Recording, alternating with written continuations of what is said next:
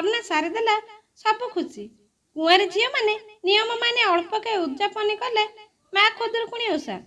ସୂଚନା ଥାଉ କି ପ୍ରତ୍ୟେକ ବର୍ଷର ଭାଦ୍ରବ ମାସ କୃଷ୍ଣ ଶୁକ୍ଳପକ୍ଷ ପୂର୍ଣ୍ଣମୀ ତିଥିରେ କୁଆଁରୀ ମାନେ ନିଜ ଭାଇଙ୍କ ଶୁଭ ମନାସି ଆରମ୍ଭ କରିଥାନ୍ତି ଏହି ଓଷା।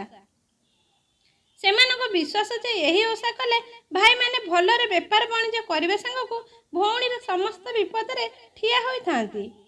ସେମିତି କଥାକୁ ବିଶ୍ୱାସ କରି ଧର୍ମଶାଳା ବ୍ଲକ ଅନ୍ତର୍ଗତ କଦମପାଳ ଗ୍ରାମରେ ପ୍ରଳୟଙ୍କାରୀ ବନ୍ୟା ଆସି ଘର ଭାଙ୍ଗି ବାସହରା ସାଙ୍ଗକୁ ଭୋକ ଉପାସରେ ଦିନ କାଟୁଥିଲେ ବି ହାର ମାନି ନାହାନ୍ତି ଏଇ ଝିଅମାନେ। ପୁରାଣ ବର୍ଣ୍ଣିତ ତଅପୋଇ ନାମକ ଜଣେ ଝିଅ ଯେତେବେଳେ ସାଧବ ଭାଇମାନେ ବଣିଜ କରିବାକୁ ଯାଇଥିଲେ ସେତେବେଳେ ସାତ ଭାଉଜମାନେ ବହୁତ ହଇରାଣ କରି ପଣରେ ଛେଳି ଜଗାଇଥିଲେ। ବହୁ ଦୁଃଖ କଷ୍ଟରେ ଦିନ କାଟି ମା ଖୁଦୁରୁକୁଣୀ ଓଷା କରି ଶେଷରେ ସାତ ଭାଇଙ୍କୁ ଫେରି ପାଇବା ସହ ଭାଇମାନଙ୍କ ଆଗରେ ସବୁ ଦୁଃଖ କହି ଭାଉଜମାନଙ୍କୁ ଦଣ୍ଡ ଦେଇଥିଲେ। ତେବେ ସେହି ବିଶ୍ୱାସକୁ ନେଇ କଦମପାଳ ଗ୍ରାମର ମହାନ୍ତି ସାହିର ତୃପ୍ତିମୟୀ ମହାନ୍ତିଙ୍କ ତତ୍ତ୍ୱାବଧାନରେ ଗ୍ରାମର ଗୀତାଞ୍ଜଳି ମହାନ୍ତି, କୁନମୁନ ମହାନ୍ତି ଓ ଅନ୍ୟ ଝିଅମାନଙ୍କ ସହିତ ପ୍ରଧାନ ସାହିର ଝିଅମାନେ ମିଶି ଗ୍ରାମର କୋଠ ଘରେ ଏହି ଓଷା ସ୍ଥାପନ କରିଥିଲେ। ଏହି ମାନସିକ ଓଷାକୁ ଦୁଇଟି ସାହିର ଝିଅମାନେ ଏକତ୍ର ହୋଇ 5 ପାଳି କରି ପ୍ରତ୍ୟେକ ରବିବାର ଦିନ ସକାଳେ ଫୁଲ ତୋଳି ନଦୀରେ ସ୍ନାନ କରି ନଦୀ ପଠାରେ ଦେବୀଙ୍କ ପ୍ରତିମୂର୍ତ୍ତି ସ୍ଥାପନ କରି ଘରକୁ ଫେରିବା ପରେ ସନ୍ଧ୍ୟାରେ ମାଙ୍କ ପାଖରେ ପୂଜା ଅର୍ଚ୍ଚନା କରି ବହି ପଢ଼ି ପୂଜା ଶେଷ କରିଥିଲେ।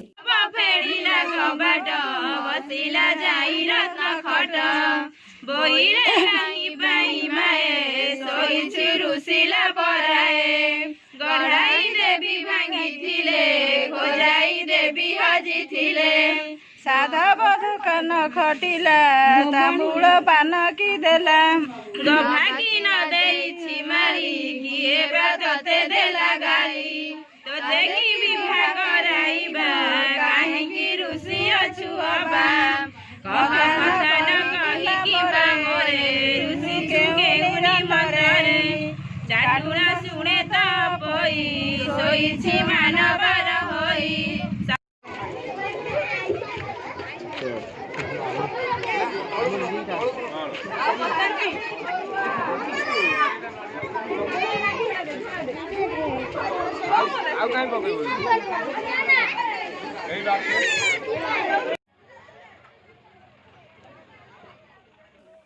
ମାସର ଶେଷ ରବିବାର ଅର୍ଥାତ୍ ଗତକାଲି ସନ୍ଧ୍ୟାରେ ସମସ୍ତ କୁଆରୀ ଝିଅମାନେ ନୂତନ ବସ୍ତ୍ର ପିନ୍ଧି ଗ୍ରାମ ଦେବତୀଙ୍କୁ ପୂଜା ଅର୍ଚ୍ଚନା କରି କୋଠ ଘରେ ମାଙ୍କ ପାଖରେ ପୂଜା ଅର୍ଚ୍ଚନା କରି ଭୋଗ ଲଗାଇ ଓଷା ସମ୍ପୂର୍ଣ୍ଣ କରିଥିଲେ। ପ୍ରତ୍ୟେକ ବର୍ଷ ପରି ଏବର୍ଷ ମଧ୍ୟ ଗ୍ରାମର ଅଧିକାରୀ ଶ୍ରୀଯୁକ୍ତ ନିରଞ୍ଜନ ମହାନ୍ତି ଗ୍ରାମର ସମସ୍ତ ସାହିର ଖୁଦୁରୁକୁଣୀ ପୂଜା ପାଖରେ ମାଙ୍କୁ ଫୁଲ ଚନ୍ଦନ ସହ ଆଜ୍ଞାମାଳ ଦେଇ ଭସାଣୀ ଉତ୍ସବକୁ ନିମନ୍ତ୍ରଣ କରିଥିଲେ। ସମସ୍ତ ସାହିର ଠାକୁର ଗୋଟିଏ ଗାଡ଼ିରେ ରଖି ଆଜି ମାଙ୍କୁ କେଲୁଅ ନଦୀରେ ବିସର୍ଜନ କରାଯାଇଥିଲା।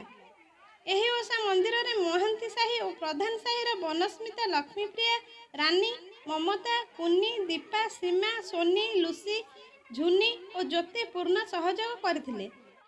ଯାଜପୁରରୁ ସୁରେଶ ବିଶ୍ୱାଳ ଓ ନିରୁପମାଙ୍କ ରିପୋର୍ଟ, NS News.in।